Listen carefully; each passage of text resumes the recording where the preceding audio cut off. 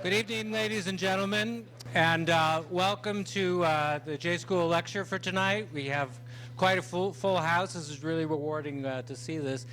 Before we get to our speaker, I just want to let you know that next month we will be welcoming on April 21st, NPR's Susan Stamberg will be coming and giving the Dean Stone lecture that's open to the public. It will be in the UC Ballroom, so please join us for that. And we want to thank MCAT for live streaming this event, and that's a warning that you are being live streamed. If you ask something, just keep it clean. And we also want to thank the Hearst Foundation for helping to cover the expenses for bringing Nick here tonight.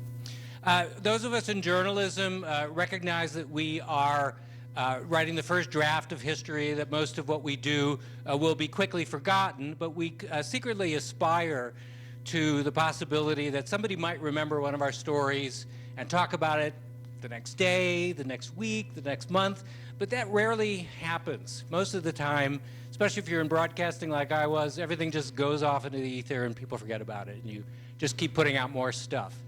So imagine creating an image that almost 50 years after it was taken still holds the power to capture your attention, rivet you, send chills up your spine and goosebumps down your arm. We've had this picture up in the journalism school for the last couple of weeks, and every time I come up the stairs and I pass it, I stop and I see something else, even in our little tiny Xerox reproduction of it that I hadn't noticed before. It's just an incredibly rich and, of course, very sad image. And so that really says a lot to me about why we're still talking about this image, that it really tells you, in some ways, I wasn't in the war myself, but it tells you really almost everything you need to know about the war. That you could learn more from this picture than a lot of the quick broadcasts that were done at the time or newspaper stories. It still just speaks volumes about what was going on. Each individual in that picture tells a story, and that's what great journalism is about, is something that really tells a story about the history of this war. And of course, Nick has had the chance to follow up on the poor young girl in this image who survived and became friends with him. And so that's another story that was generated out of this amazing image. Nick is celebrating 50 years with the Associated Press at the time when the Pulitzer Prizes are also celebrating 100 years. And of course, Nick won a Pulitzer for this image. We spent quite a bit of time with Nick today, and so did our students. And I'd heard a rumor that he might be thinking about retiring, but seeing him today, I can't really imagine how he could ever sit down, let alone retire. And watching him interact with our students, I kind of suspect that his future might be as a journalism instructor. And of course, we would be delighted to have him whenever he wants to come out and spend a little bit more time with us. So that being said, please welcome Nick Utt.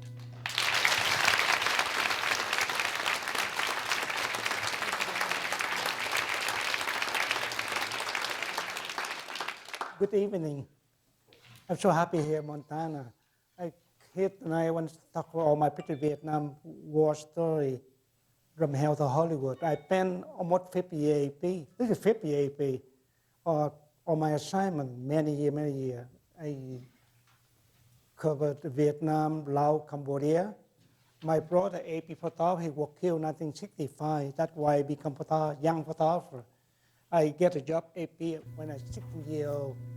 And then I began photographer. I covered the war in Vietnam. I get under retired, got shot retired.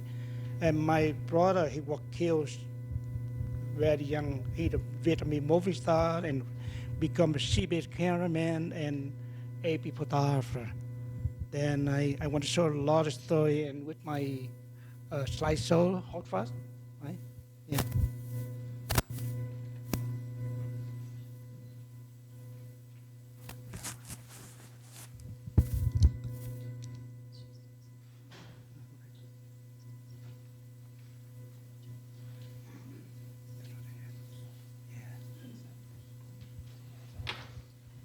did a horse fought my boss when the man he hired me when I got the job AP when I was 16. The best and most AP courageous officer Saigon. photographers we ever had in Vietnam were the Vietnamese.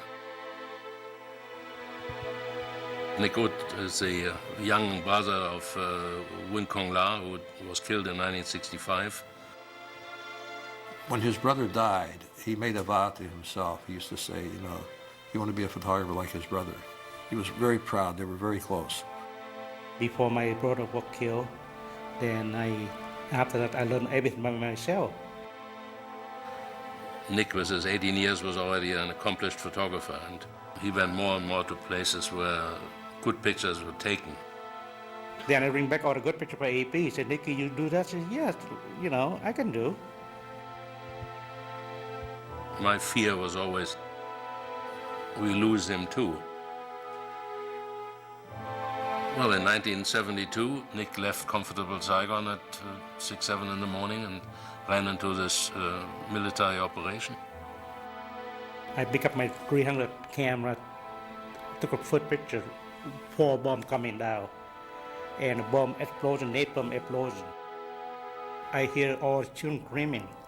I said, oh my God, I said, what happened? Then I run there, take a picture. Somebody said, come to the office, there's a great piece of film from Nick Ut. I could reconstruct from 1820 negatives what has happened. And there was no question, there was one picture that was great.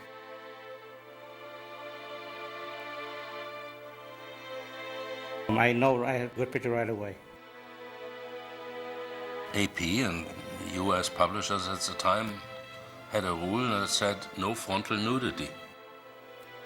I called Buell and I said, these pictures are coming now, and we better move them. I don't want any hesitation there, please. Huh? And this picture, of course, became an icon of photography for all times.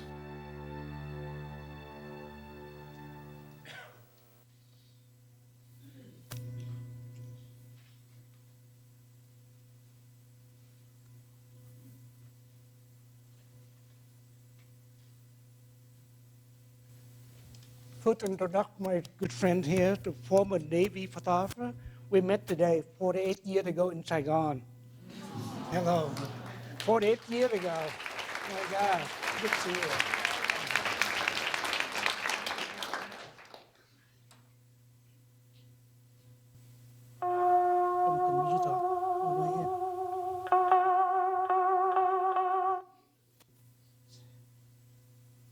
That is my brother. He covered battle in Mekong Delta in Vietnam before he got shot, October 1965.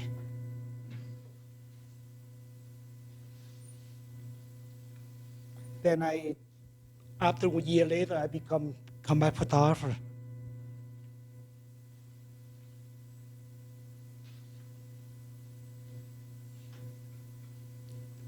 This picture I shot the Cambodian woman soldier in Nắc Lương, 1970.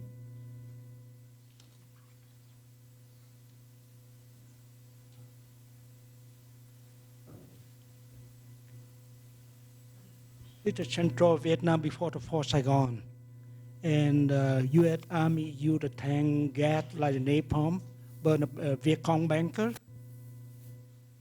And the U.S. Navy, U.S. New Jersey, and Marine in Central Vietnam. The Cambodia Army. South Vietnamese soldier captured Khmer Rouge in Cambodia.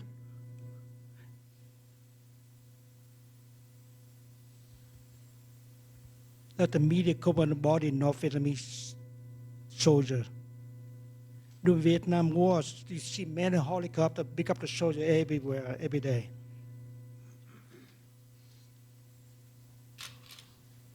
When the farmer accident gets shot by U.S. Army.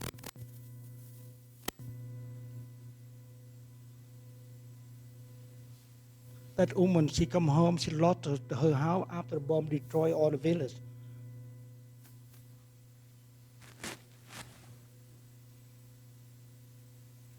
that are refugee in central Vietnam.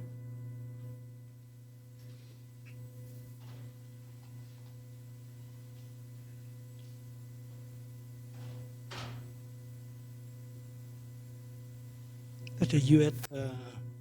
Army. One of the North Vietnamese soldier died after get shot by 2 U.S. helicopters.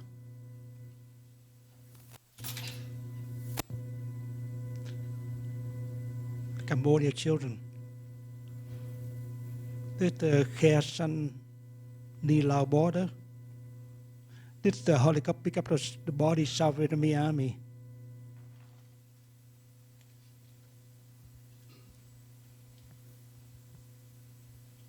That me, I'm so young when it cover. This is a refugee kept by city destroyed by a lot of bomb in Cambodia, Oman, refugee across the border of Vietnam.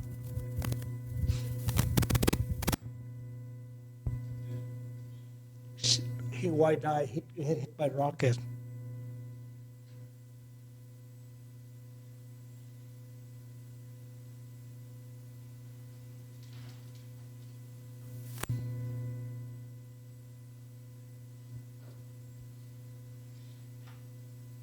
This the young North Vietnamese soldier.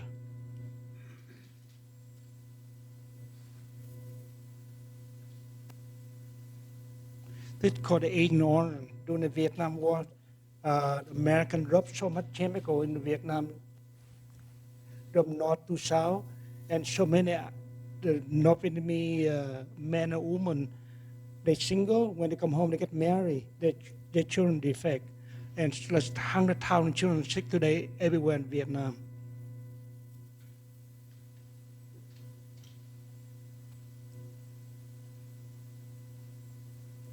This is Hamburger Hill.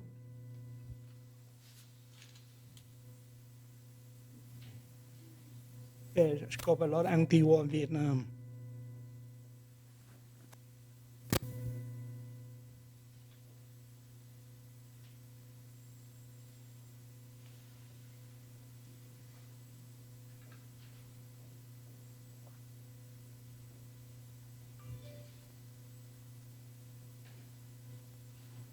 They come home from Iraq.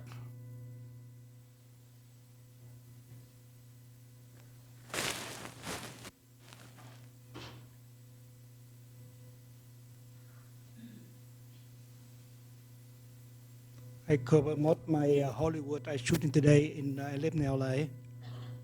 That's Betty Davis, John Martha, Jack Lemmon. They all died already, you know. But I Lone Ranger. You remember all these old stars, right? That's Dolly Parton. Did O.J. Simpson after kill 2 people and show up in the police station.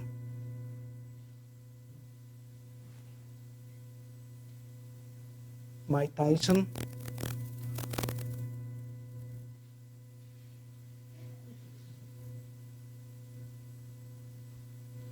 Ellie Cooper. This is Robert Blake after he killed his wife and not guilty.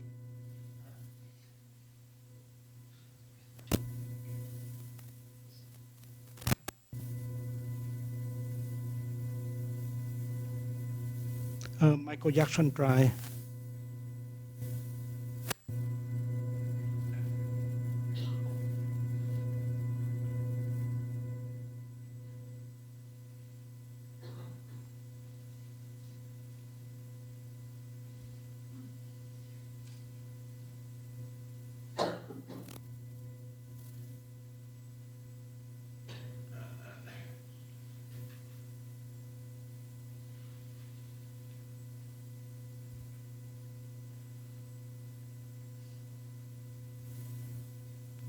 Phil Spector,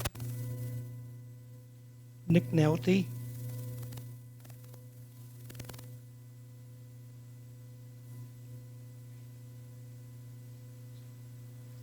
That the Robert Downey Gun Jail.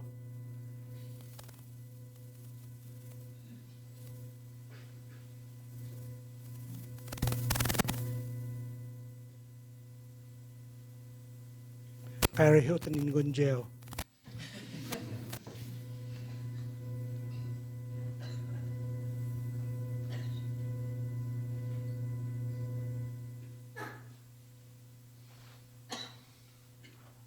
Connie Love, singer.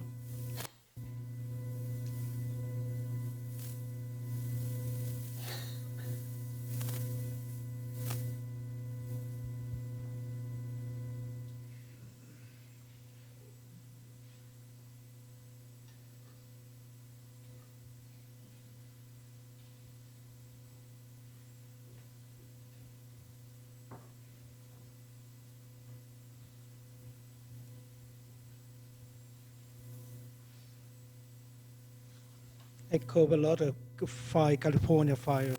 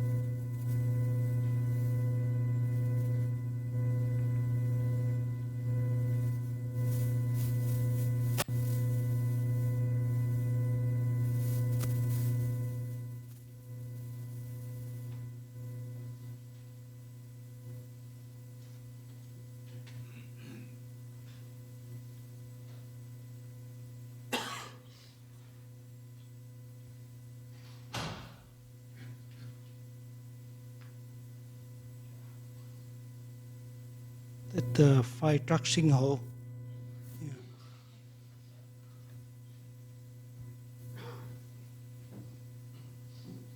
So that family lost 2 houses in San Diego.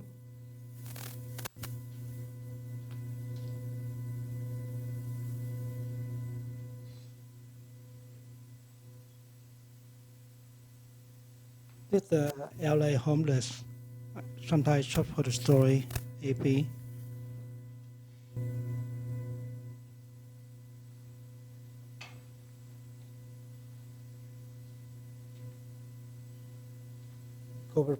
Our president come and visit LA.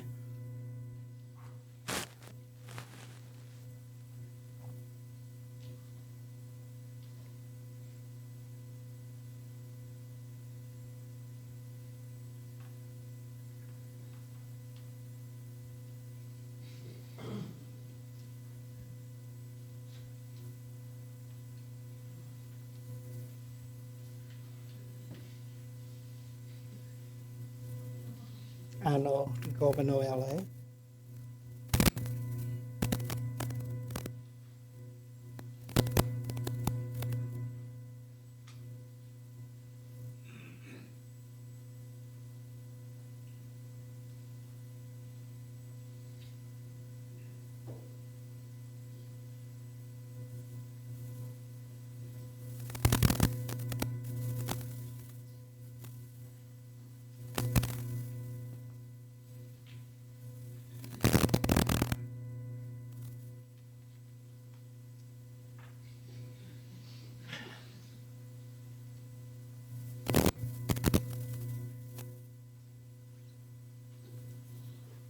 Vietnam today still had a lot of landmine. And a lot of people die almost every day. That woman, she lost her 2 children, that landmine.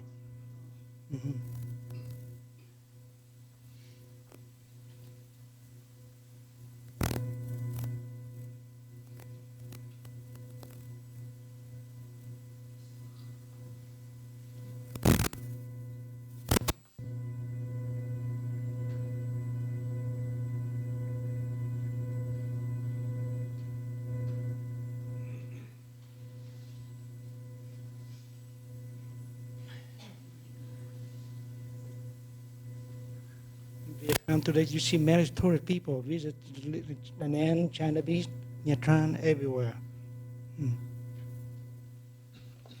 Beautiful Shandong in Vietnam. Then every month I love shot the moon, the plane take off from the LAX landing. The blood moon. That my story is unique naturally too. When the napalm attacked the village, I'm there early morning. I saw a town of Vietnamese refugee really at kept in Highway 1. You see all the black smoke, all the bomb, all the morning. This the 25th Division South Vietnamese soldier. When I dropped a napalm right there, outside the pagoda. And the Kim folks, she lived next to the pagoda. See all the children jump playing outside with like all children, her family. And when she saw the bomb coming down, she don't have time to run. She saw the bomb. When the bomb burned all her clothes, did all her family member. They had the two bodies, the children, the family. And the boy, real boy, she died like a couple seconds on my camera.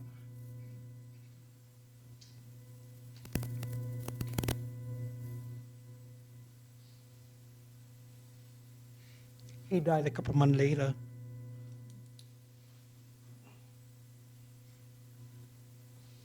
The picture came, you see front page next day, newspaper everywhere in the world.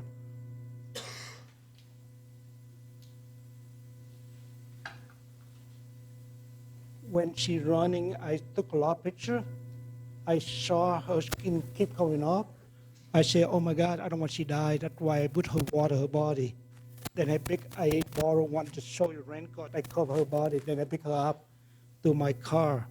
Then there to hospital. I want to say her life. But the hospital, local hospital, you don't have enough medical, medicine, everything. Then I have to transfer her to the Saigon hospital, like children, like can help her. I say, 2 more hours, she will die. Because she in my car, I know she almost died. Then the time in the hospital, they don't want to help her. I had to show my media path. Please help them. They're okay to bring Kim inside before I go back to Saigon, develop all my film.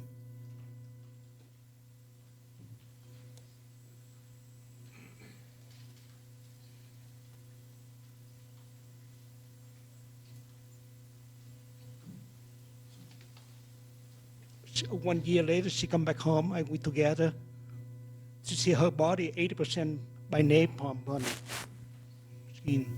And she married in 2000 in Cuba. This is a very good story. She met the vice president.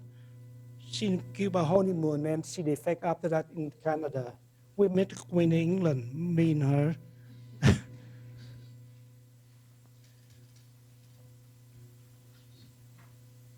That's her son, but he old now. He just get married. We are together often. We travel together all the time. And Kim Fook today she's Goodwill ambassador. She traveled Rwanda, everywhere. Try to build school, hospital, try to help the children there. Last 2 months ago, I went to the Berlin refugee camp. Take picture of refugees from Syria, Afghanistan, Pakistan.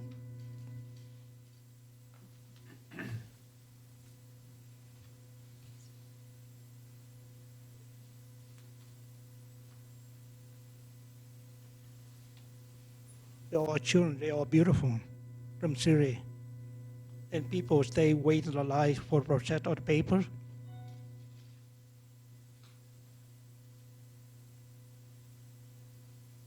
That's a former soldier from Syria.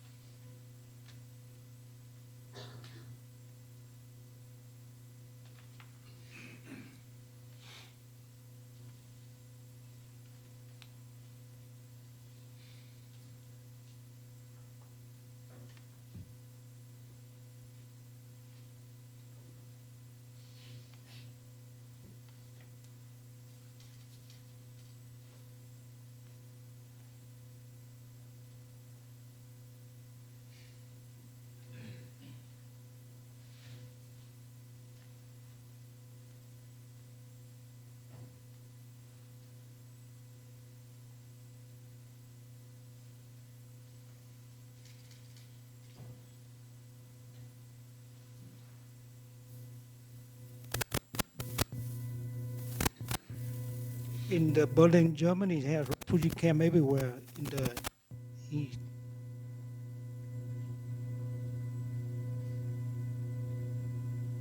They are so beautiful. I covered the San Bernardino shooting last year. That one of the families gets shot, and I took pictures that day for a story.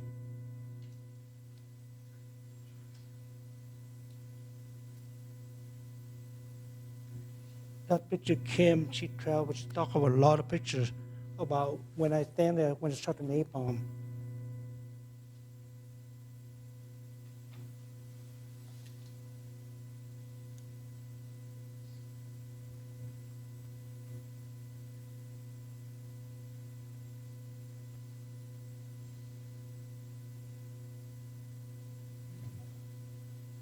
She traveled everywhere in the country, in America, talk about how she survived napalm. Today she around 54. She had 2 children. That's her husband. Couple months ago, I went to Miami for her 43 years later for her treatment. She had 7 treatments. I think next week she go to another treatment in Miami.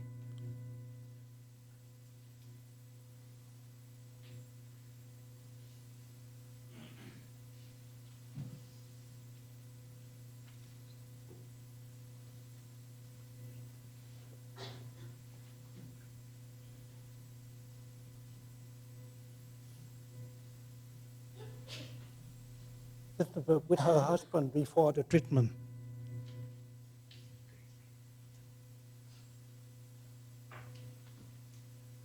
That's her doctor. You see it on CBS 60 Minutes? It showed like a month ago. This story.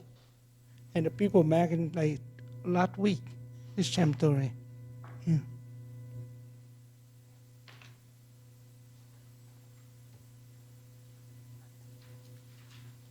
Okay? Yeah, they're okay, right?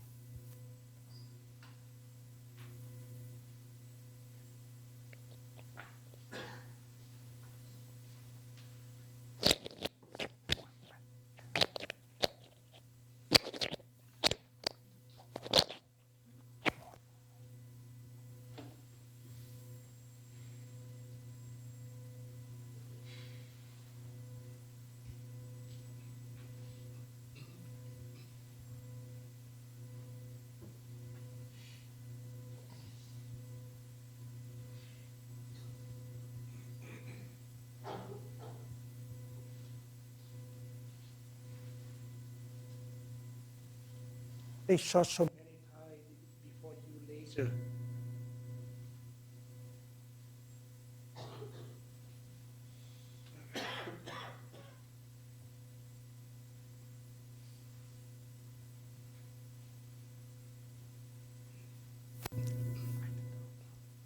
Yeah.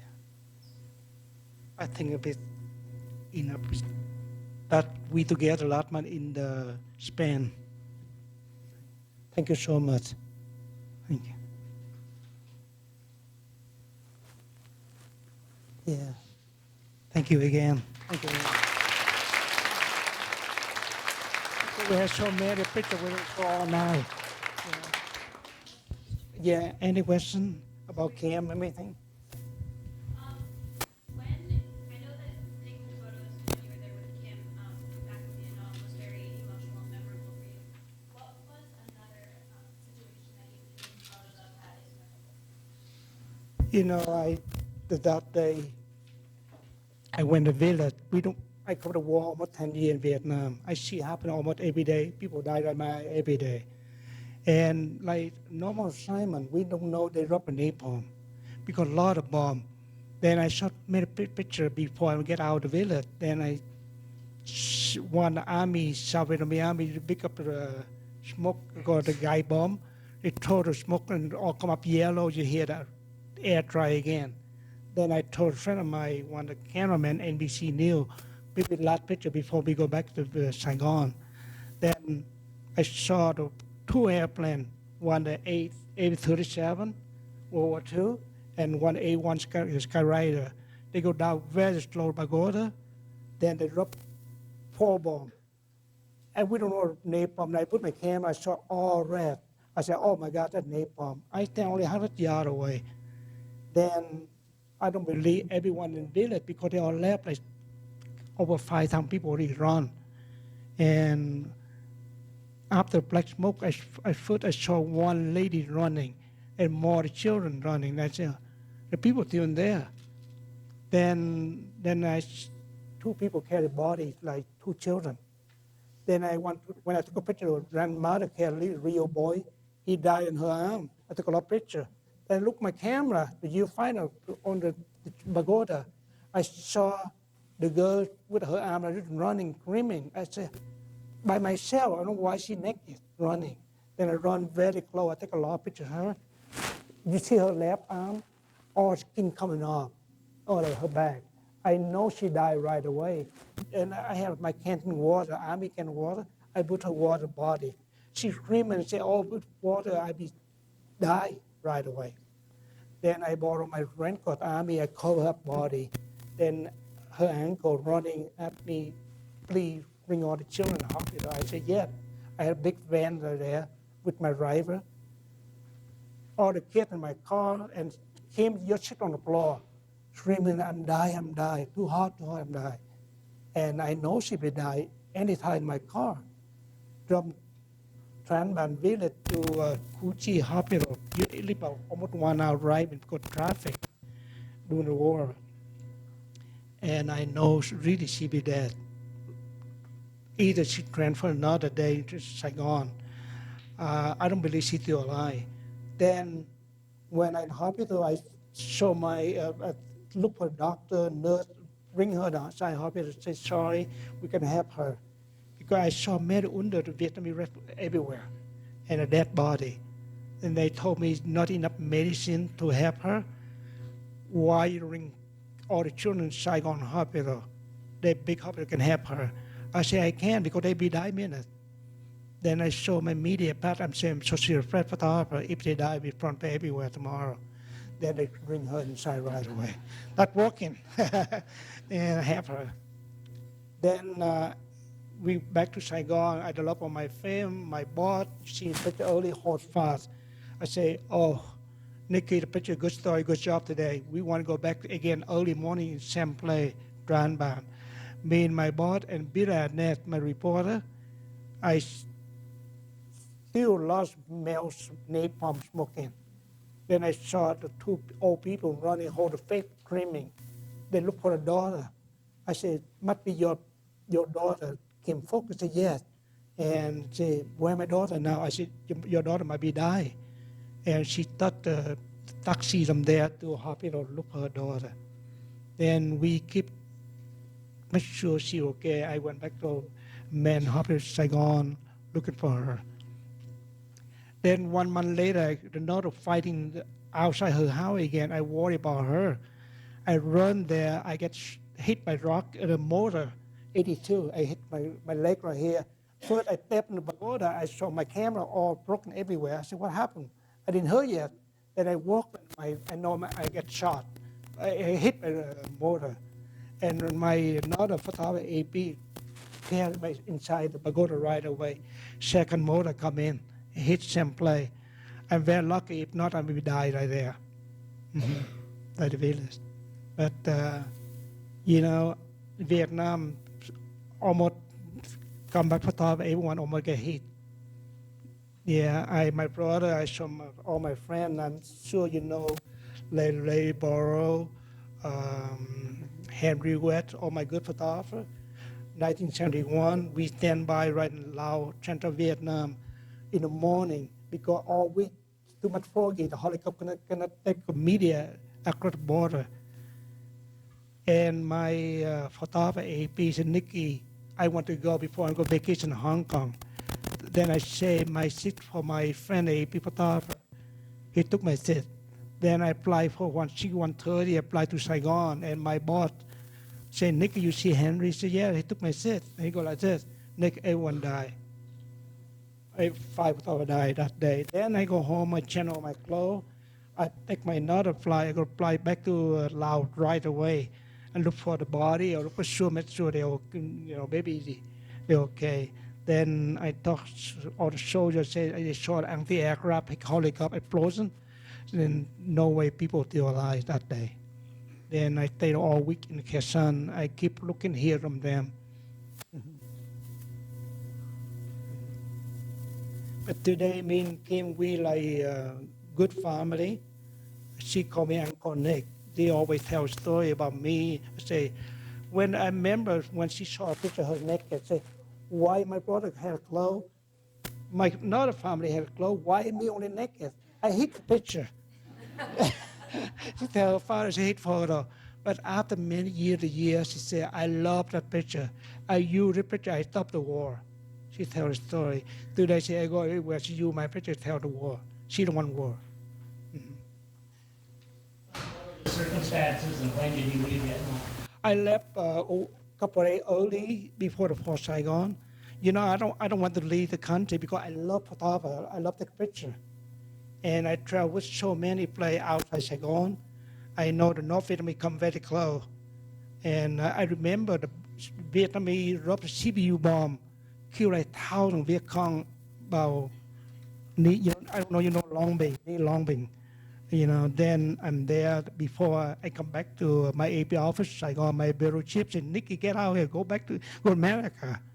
And I just go home, goodbye my mom, my mother, then I'm leaving country. I really cry, I don't want to leave country. I want to take more picture. Your photographer, you see all actions, why are you leaving? I don't want to leave at all, You obviously started your career as a journalist pretty young. What is some of, do you have any advice for aspiring journalists that are also in this room? Yeah. Do you have any advice for any of the journalism students in this room? I tell a story, Vietnam, the best, the best for you only cover the war in Vietnam. Because American soldiers, they're lonely in Vietnam. They want photographic picture to show their family in America. Every time I see the soldier, take my picture, please. But today, after the Vietnam War, American learned lesson of Vietnam War. Like Bush, everything, then that's why the war in Iraq, Afghanistan, they never allow media cover anymore. They send one photographer, they go on a poor photo. That's why I don't want to cover the war. I want more my freedom, I want to shoot myself. If you photographer, you don't want to go with America, you want another side, but more danger. You accept danger too, that's why you're shooting. Mm-hmm. But today, they make a camera for the journalists so easy. I remember Vietnam War, I had 4 cameras. 40 years ago, you had shoot film. I carried about 40 rolls of film. I work with soldiers, I make them down to the wall like that. I remember one time, one of the Viet Cong guy with the AK-7, they shoot all soldiers. I next to them, I had to jump out of the water, all my camera all broken. All my film really gone. Right, I bet I don't want to die. That's why I jumped in the water, all my camera gone. Mm-hmm. Did you ever do resume picture? Oh, trust me, I shot a lot of people, but I never believe I shot a picture. The picture is so powerful, and I see the look of the eye of the children. And when my film developed, I look negative right away. I said, I make the picture. You see the picture of the frame number 7, from my brother. I have big family. My brother, he number 7, when the one photographer died, he hit the war. Every day he took picture of the Vietnam War. He come home, he tell his wife and me, he showed a picture that I want the picture to stop the war in Vietnam. I keep my hair, when my brother died, I keep hearing him all the time. When I dropped the Kim Phuc in the hospital, from there to Saigon, I hear my brother say, picture stop the war. I said, I make the picture for you, my brother. That one, the picture, I said, stop the war, change the war. I think I make that for him. Mm-hmm. And, yeah. So obviously as a war photographer, you put yourself in a lot of dangerous positions. So how did you tread the line between valuing the picture over valuing the line? Oh my God, when a young man, I know so danger. I'm single guy. I go everywhere. I don't know when I'll die every day. I enjoy Saigon, like he know. I went to nightclub, drinking eat a lot of alcohol before I go, not Simon. My God, I said, "Man, I'm dying tomorrow, I'm happy, you know. But drink a lot of whiskey, beer, oh my God, it's crazy. Enjoy. Mm. But I look at my picture, I don't think I do again. So danger, you know. Yeah, that's true. You pay for your one picture, you get shot. Yeah. You look at the picture, how the picture shows danger every frame I shot. I cover B-52 bomb, you know, had to run. We could B-52 when they drop a bomb, like the earthquake shaking all the air. But I went with the American FBI, like Colonel. Easy for her to take a picture. He said, look for 12 o'clock, 1 second the bomb drop. And I just focus my right there and see the bomb come down. Mm-hmm. That's why we have always advise Americans that we know when to drop a bomb. Mm-hmm. Do you own the negatives that you took, or does the Associated Press own? You know, I make negative, I make $1 million today. My company make money, not me. True. Sally, my boss, you know. It's true, Sally. Yeah, I have so many people. They ask me, say, Nikki, why you don't hire lawyers sue the company? I said, no, I love my company, you know. And I have a full-time job, my AP. All my pictures coming back to our company. Only moon picture, my personal, not AP. You stayed at AP after the war. I'm wondering, did you ever go back to cover conflicts after the Vietnam War? I come back many times. I cover the first time I come back 1989. I was there, go in jail. When my plane landing in Touching Airport, Saigon, I saw no Vietnamese with hand soldiers. I said, oh my God, I don't know, my life in 5 minutes, we change my life. I wore my handcuff or something. Then I go there, the people say, Nick Good. I say, I'm happy. They know me.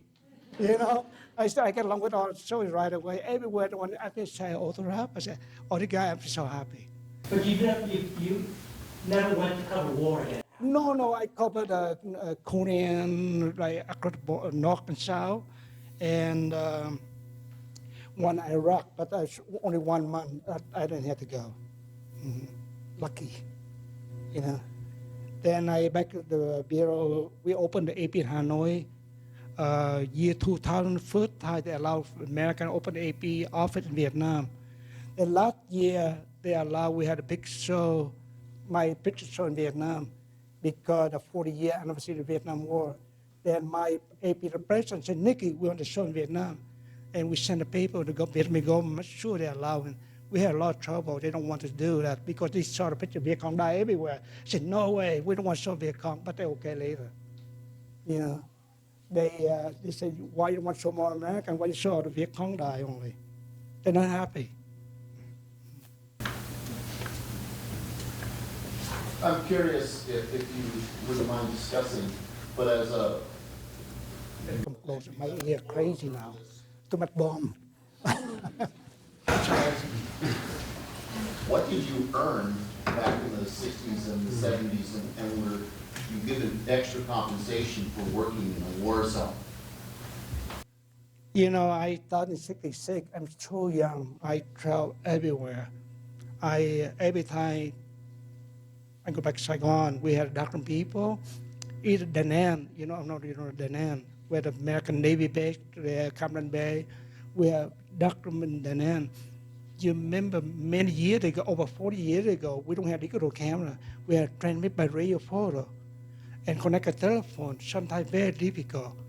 We had to move like 3 or 4 pictures only. Like Napalm, we had sent 1, and later we sent another couple like almost 10 pictures. Because the transmit very slow, like 1 hour for 1 picture. And today, digital is so easy. You send 100 pictures like 20 minutes, 30 minutes. And I remember we had to film, develop, all kinds of very difficult. I guess the question was, do you remember what you earned back, how much money you Oh, I'm local guy, I don't make any money. But I enjoy life too. I had rich girlfriend take care of me. Okay. No, I'm really, I travel all the American soldier. They give me so much food, consideration, eating every day. Then my AP said, Nikki, you better get salary money. I don't have time to get my money salary. Trust me. My secretary said, you better go back and get money, Nikki. I said, why I need money now? I go eat all American soldier, give me free food. I spent a lot of when American soldier across the border Cambodia. The first day I'm there, I travel with the Nak Lương everywhere with the airborne, the American Airborne Army.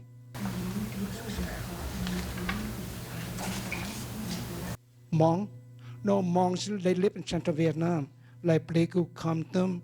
Now the Vietnamese government not allowed them to close down. They put them to north, like mountain, near the Cambodia border, and one in North Vietnam, like Sapa, Ayang. It's so beautiful. You will visit today. They are really different Hmong. They call red Hmong, black Hmong, and blue Hmong. You go there, you don't believe they are beautiful. I just tell my Sally this morning, I went there last year, I saw, wow, so many beautiful blue-eyed blonde. I said, why? Maybe it's poor people. You know why? Because all Sweden, Denmark, they had a girlfriend, they had a baby. And the children today, it's like 18, 20. They're so beautiful to see all blue-eyed blonde. Hmong blonde. Blonde, they're all blonde Hmong, just stay on Hmong, You mentioned, the wars that you have covered, including Iraq. So many veterans come back with PTSD. I happen to have lived in a war for 2 years, and when I came to the States, it affected my sleep. Did you lose many lives? Like my mate, right? I had trouble. I told some people I used jump when I lived the hill in LA, the hill, when the land fly over my house or eat a helicopter, my house like shaking. Then one day I jumped on the bed. I said, oh my God, people will come after. That's why, and then I see my doctor, I had a nightmare. But they say, they give some medicine. But I'm not bad, like a lot of soldiers. A lot of family, a friend of my army, they come home, they get Agent Orange, in Vietnam. Nobody believes they are Agent Orange, but some friend of mine get Agent Orange. Like today, you go to Vietnam, you see 100 children in Vietnam. They are accepted by Agent Orange. I showed you a picture earlier, one of the girl. Her father, North Vietnamese soldier, when they fight in American soldier in Ho Chi Minh Trail, they were single. They come home, they get married. Man and woman get married. Then now all children affected by Agent Orange. Very sad. Somebody saw the kids at 40 like this, everywhere. I go to help them a lot. Last year, I donate all my pictures to Vietnam. I sell all money, help the children. Yeah. Would it be possible to see the picture again of the Cambodian woman soldier with the child? Oh, yeah. We can turn on. Sally, the first one. We'll stop 1 second. I can do that.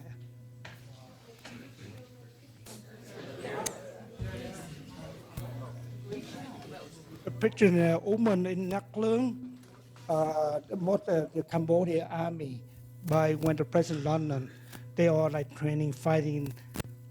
I don't know, you see the picture, the movie Killing Field movie, that area, Mekong River, very bad. I've been there with the Vietnamese Marine there, right, Mekong River, a lot of fighting. I remember that time I jumped in the bunker because when a rocket and Viet Cong shot them, not from river to where the base Vietnamese.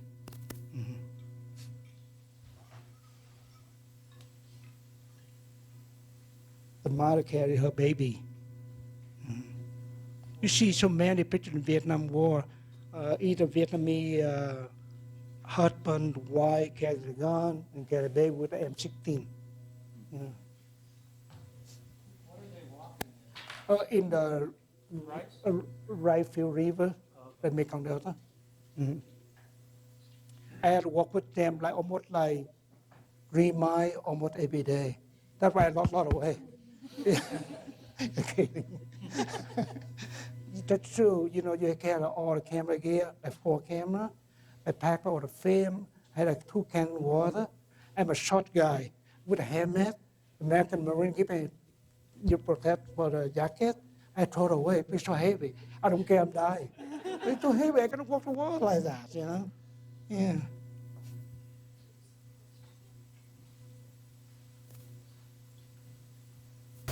Nick, you had at least 2 photos of showing the effects of Agent Orange. One on the land, where everything green has been killed.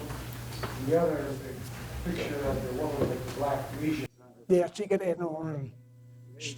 Agent Orange, yeah.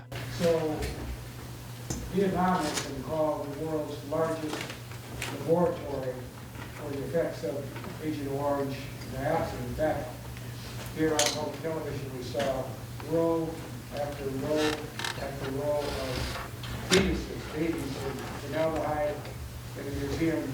Saigon, you see all the museum, the whole baby in there. Called the U Hospital. Hundreds of the children, like sometimes 1 or 2 in there. Yeah. I took a picture. I don't want to use it. I don't like it. I go and close my eye. The doctor, she don't not allow media there, but she allowed me because I know another friend of mine. She introduced her. I go to such special room. I go take a picture. The body children everywhere. I said I don't want to shot a picture.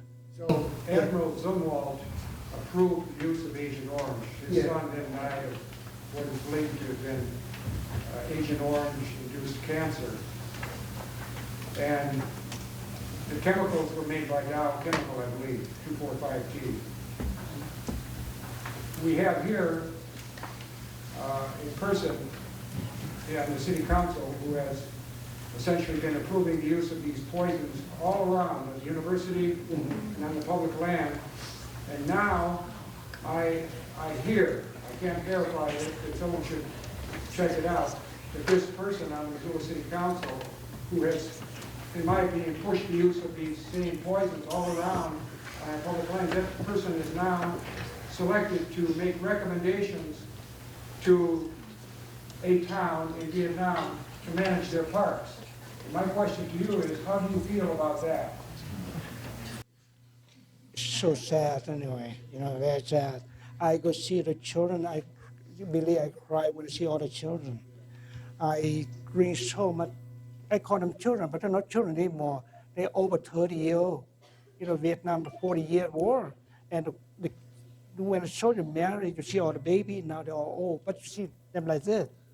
You see the children everywhere in hospital in Saigon. And every year I go back there, I visit the kids to see the children. So sad. I remember over 1971, I stand on the Highway 13. I saw 2 airplanes, C-123, fly very low. They drop all the chemical. First I tell myself, I saw like raining. Either American soldiers stand there, you don't know nothing, you don't know what ain't on. You don't know they drop chemical. And so they fly over to the jungle, the UD, they drop all the chemicals there. I stand there, I saw that when they drop. I've never seen in person what you've seen in the glass jars and the shells, but I can only say that when I learned that someone who proposes the use of these chemicals here is going to make recommendations to Vietnam, I became very concerned. It made me very sad.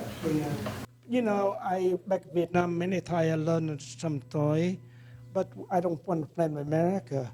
So many North Korean, China, a lot of communist countries, they all landmine everywhere near Vietnam too. Every time the children die, say, oh, America, I don't believe America everywhere. But a lot of China too, and North Korea. They left landmine everywhere.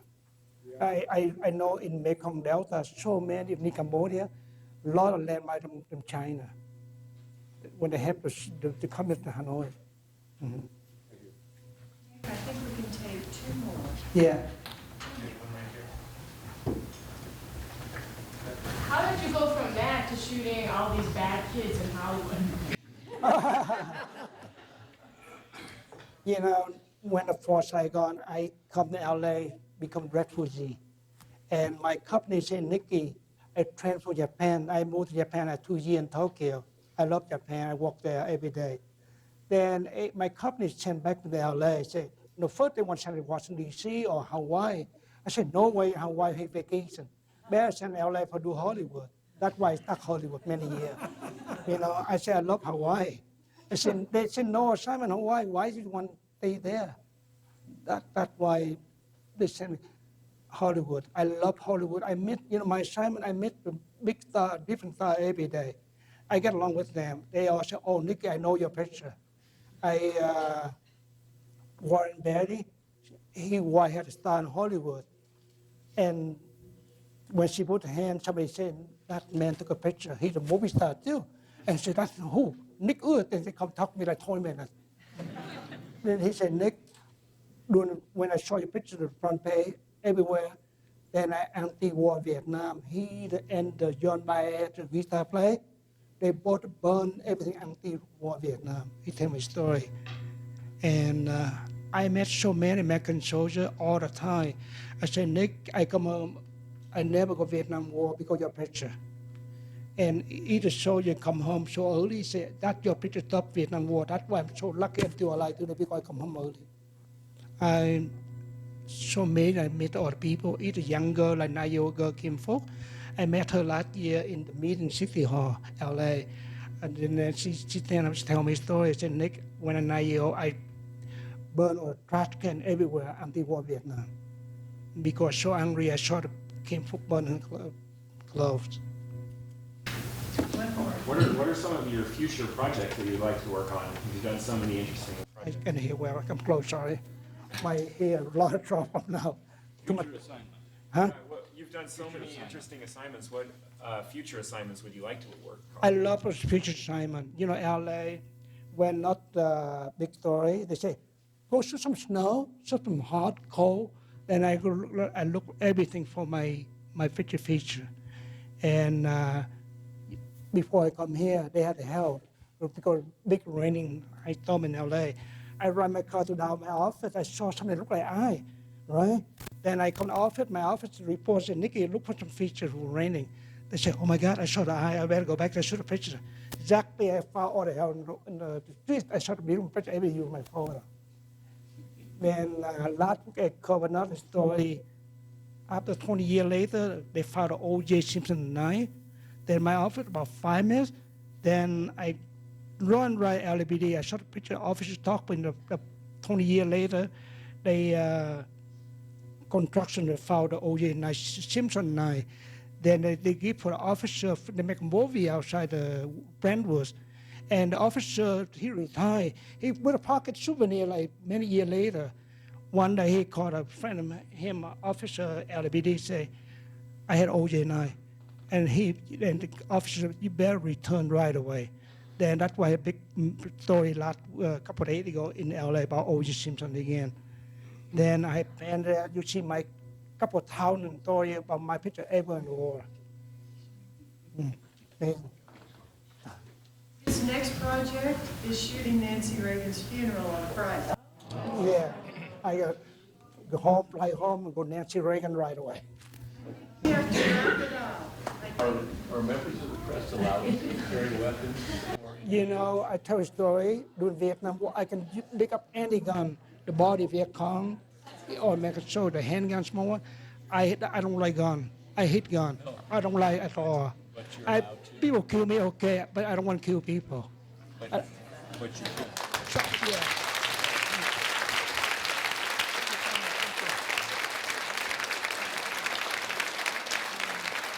Thank you. Thank you, Nick. Thank you, everybody, for coming out. And thank you especially to Sally Stapleton, our Polner professor this semester, who's really responsible for bringing Nick here. Thank you, everybody. Thank you so much. Thank you very much. Thank you very much. Thank you. I hope you like the show. And you've been in Vietnam, right? No, Lebanon. Lebanon, yeah. Hey, Thank you. I know you. How are you? I'm okay. Good to see Good you to see again. you. Thank you. Yeah, you live I here? hope you were noticing me there. I know you. Of course. You live here? I'm with the AP now. Everywhere. I'm here in Helena.